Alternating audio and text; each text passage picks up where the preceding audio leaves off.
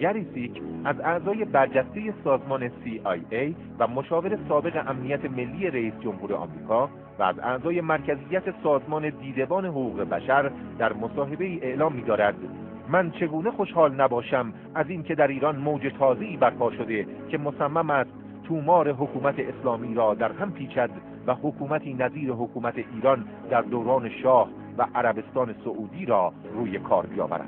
خواست ما و دولت آمریکا این است که دین در سیاست دخالت نکند. البته هر کس بخواهد میتواند آزاد باشد و آنقدر نماز بخواند و تسبیح بچرخاند که پوست انگشت و پیشانیش ضخیم شود.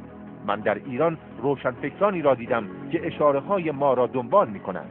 آنها ششلولی را بالا بردند تا هر کس و هر چه با آمریکا ناسازگار است را هدف قرار بدهند. در اینجا خبرنگار از او می‌پرسد مثلا چه چیزی هدف قرار بدهند؟ گریسیک در پاسخ می‌گوید مثلا حتی ولایت فقیه را که من فکر می‌کنم در صحرای طبس تکنولوژی برتر ما را با اراده خود دفع کرد.